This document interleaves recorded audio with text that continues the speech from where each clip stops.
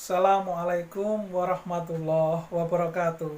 Bagaimana kabarnya rekan-rekan siswa SMK, rekan-rekan mahasiswa diploma, kemudian rekan-rekan mahasiswa sarjana strata S1? Tentunya selalu sehat dan selalu semangat. Sebagai siswa ataupun mahasiswa dalam belajar, kita harus dapat juga mengimplementasikan apa yang telah kita pelajari dalam konteks perusahaan. Maka ilmu itu menjadi sebuah ilmu yang dapat diterapkan. Pada kesempatan kali ini kita akan belajar mengenai magang ataupun pendidikan sistem ganda ataupun prakerin atau juga praktek kerja. Rekan-rekan, di jenjang SLTA, di SMK maupun MAK, berikutnya di diploma D1, D2, D3 maupun di strata. Di situ beberapa istilah digunakan untuk proses mengaktualisasi ilmu yang sudah diperoleh di bangku belajar dalam kondisi yang real yang ada di lapangan. MAK maupun SMK di situ mengenal dengan prakerin atau praktek kerja industri. Kemudian di diploma D1, D2, D3 itu mengenal dengan pendidikan sistem ganda, belajar di kampus, juga mempraktekkan pembelajaran di lapangan. Kemudian di sarjana S1, strata S1 itu dikenal dengan praktek kerja lapangan atau kerja industri. Kemudian rekan-rekan yang di jurusan pendidikan ada praktek mengajar. Masing-masing adalah bagaimana kemampuan kita diuji dengan ruang atau wilayah yang lebih luas. Pembelajaran pertama adalah di bangku belajar di sekolah maupun di kampus secara teoritis, kemudian diberikan materi secara praktis, bagaimana kita mendalami materi-materi tersebut, dan selanjutnya kita tentunya sudah siap manakala kita diterjunkan di dunia usaha maupun di dunia industri ataupun di instansi ataupun di lembaga, di mana sesuai dengan jurusan kita tentunya. Pada kesempatan kali ini saya akan membagikan bagaimana tips agar sahabat-sahabat sekalian diterima di perusahaan atau instansi tempat bekerja. Di SMK maupun MAK tentunya bidang garapannya berbeda. Kalau rekan-rekan SLTA ini pada saat berada di perusahaan tentunya sebagai operator. Kalau misalnya di teknik mungkin asisten mekanik. Sehingga memang dibutuhkan keterampilan atau skill agar bisa menyesuaikan pada saat kita berada di dunia usaha atau dunia industri. Baik itu di jurusan teknik, ekonomi, bisnis manajemen mungkin, ataupun kesehatan, peternakan, perikanan, sama rekan-rekan SMK jabatannya adalah asisten operator atau asisten mekanik. Di situ tugasnya adalah membantu Kemudian masuk di diploma 1, di diploma 2, ataupun di diploma 3, ranah bidang garapan nanti pada saat praktikum di sana atau melakukan aktivitas kerja, itu jabatannya sudah sebagai seorang mekanik. Jadi pada saat berada di sana, di tempat kerja juga mengerjakan apa yang dilakukan oleh seorang mekanik. Tidak mengerjakan apa yang dilakukan oleh asisten operator. Begitu juga untuk rekan-rekan yang sarjana S1, di mana tugas rekan-rekan pada saat berada di sana juga memposisikan sebagai seorang supervisor atau kepala mekanik atau pimpinan yang ada di situ. Sahabat-sahabat tidak perlu turun ke bawah sampai ke tingkat operator. Seandainya memang harus melakukan aktivitas itu tidak terlalu lama, karena memang bidikan garapan kita berbeda, ranahnya sudah berbeda. Kemudian apa saja yang perlu disiapkan pada saat kita melakukan aktivitas magang? Kita akan mengawali dari pramagang, kemudian pelaksanaan magang, kemudian pasca magang. Pada saat pramagang, maka kita akan mencari perusahaan, mencari rumah sakit tempat kita untuk praktikum, kemudian mencari perkantoran, dan seterusnya. Pada saat kita mencari, tidak semua sekolah, tidak semua kampus itu mempunyai link atau jaringan di situ. Karena tidak mempunyai jaringan, maka para peserta didik, mahasiswa itu diberikan pengantar untuk mencari tempat untuk magang. Tentunya di situ kita mengawalinya dari surat menyurat. Perbaiki surat menyuratnya, dilengkapi dengan proposal pengajuan untuk magang. Dibuat, ditulis yang baik, kemudian tanda tangan stempel atasan juga sebaik mungkin. Pada saat kita masuk ke sana, kita mengantarkan surat maupun proposal, idealnya kita sudah mengetahui nama, tujuan, lokasi yang akan kita jadikan tempat magang. Bagaimana caranya? Sebelum kita hadir ke sana dengan membawa administrasi surat menyurat, ataupun kita menggunakan email atau by phone, maka kita searching terlebih dahulu nama dan seterusnya. Kemudian kalau kita bisa, kita mencari orang terdekat yang bekerja di situ atau yang mengetahui tentang perusahaan tersebut atau tempat tersebut, sehingga kita bisa lebih mudah pada saat kita mengantar ke sana, maka kita akan ketemu langsung pada orang-orang yang kita tuju. Lebih-lebih orang tersebut dapat mengantarkan kita bisa masuk ke perusahaan tersebut ataupun instansi tersebut atau ke lembaga tersebut. Seandainya tidak, maka kita akan membawa proposal dan suratnya. Begitu kita sudah sampai ke sana, kita akan bertemu dengan satuan pengaman.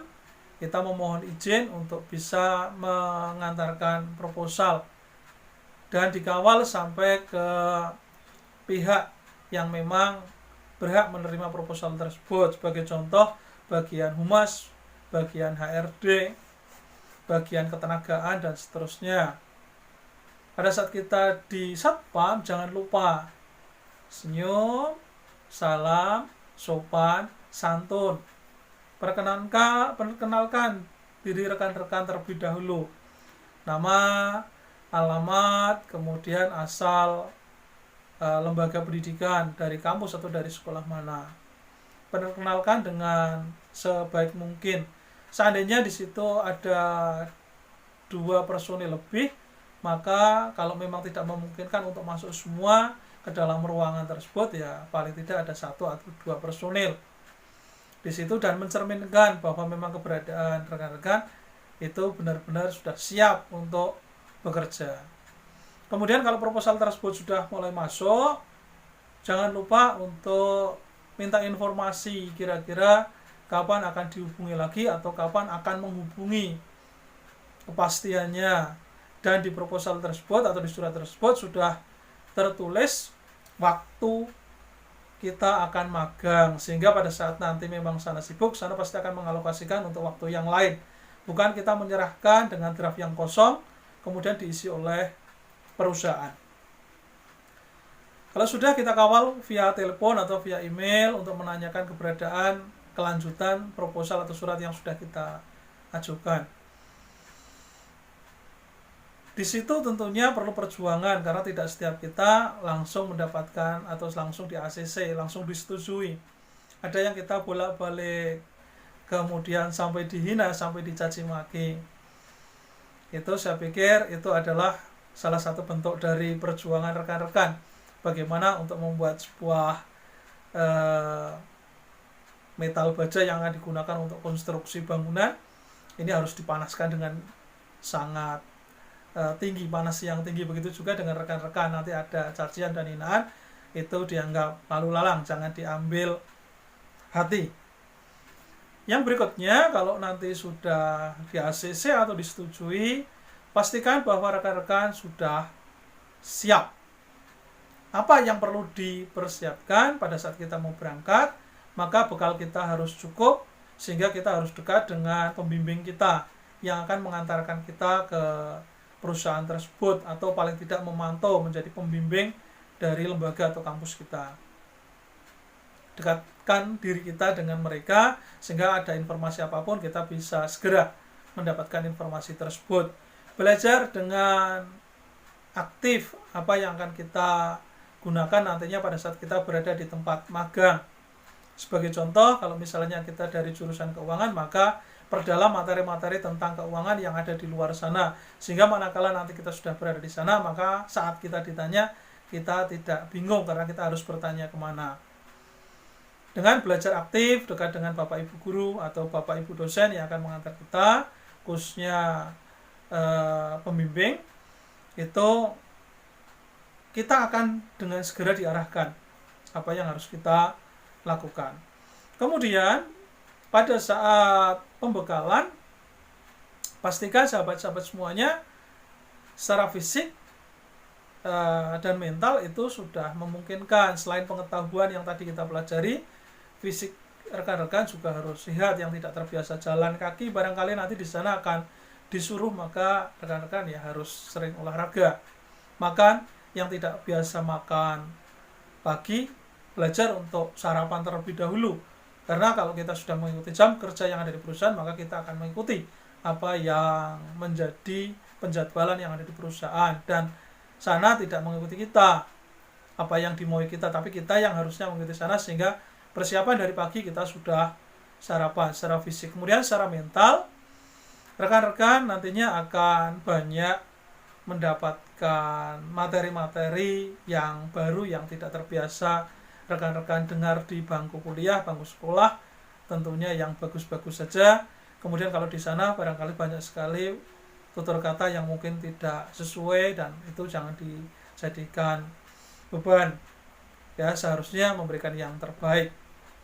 Kemudian jangan lupa juga untuk beribadah, karena aktivitas kita juga tentunya tidak lepas dari apa yang menjadi kehendak Allah, Tuhan yang Maha Esa.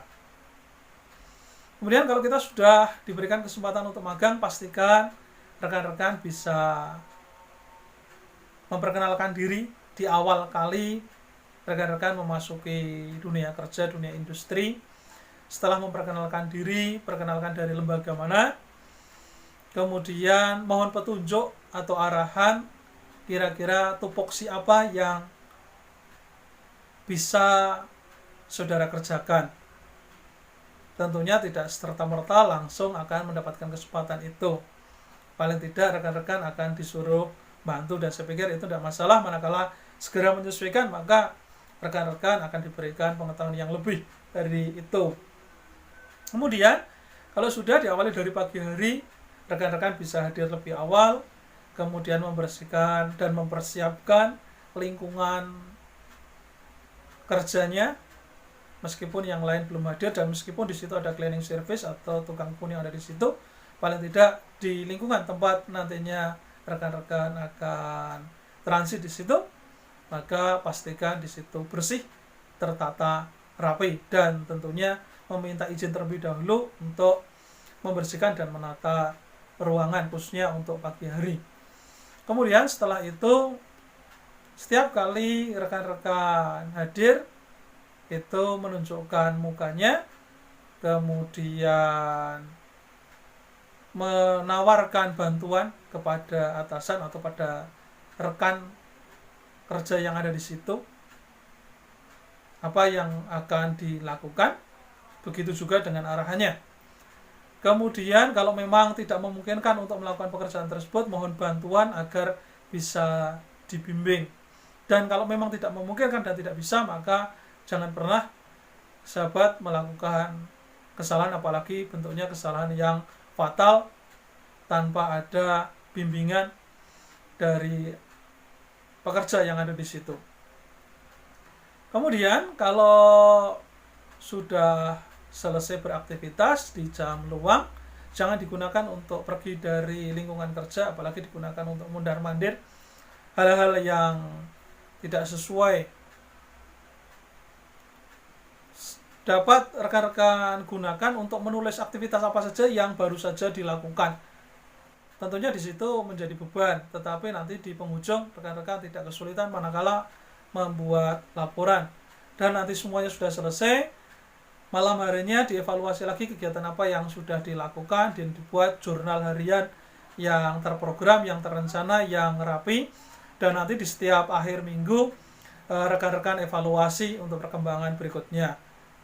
Karena rekan-rekan itu di dunia usaha, dunia industri itu lama, ada yang sampai setengah tahun, bahkan ada yang sampai 1 tahun untuk siswa SMK, maka pastikan budaya rekan-rekan sudah disesuaikan dengan budaya kerja yang ada di situ, kerja keras, kerja cerdas, dan kerja ikhlas, sehingga di situ tidak ada beban dan tidak menjadikan rekan-rekan sakit, karena di situ diterima dengan ikhlas. Buat prosesi tersebut untuk kenikmatan, jangan dibuat sebagai sebuah beban. Setiap proses rekan-rekan nikmati, karena rekan-rekan sudah ada penyesuaian dengan atasan, dengan rekan kerja yang lain, maka transformasi tujuan dari proses magang atau proses pendidikan industri pasti akan bisa segera mengalir dari rekan-rekan yang bekerja di situ ataupun atasan kepada diri rekan-rekan semua. Kemudian kalau memang berbuat kesalahan, maka belajarlah untuk bertanggung jawab. Dan setelah selesai melakukan sebuah aktivitas, pastikan bahwa mengucapkan terima kasih apa yang sudah rekan-rekan dapatkan di hari itu. Setelah selesai melakukan aktivitas magang selama 1 bulan, 2 bulan, kemudian sampai ada yang 1 tahun, berat ringannya yang ada di situ, beban itu yang baik disampaikan kepada yang lain, yang kurang baik barangkali dievaluasi apa yang perlu diperbaiki, sehingga pada saat nanti kita sudah lulus bekerja, kita sudah siap.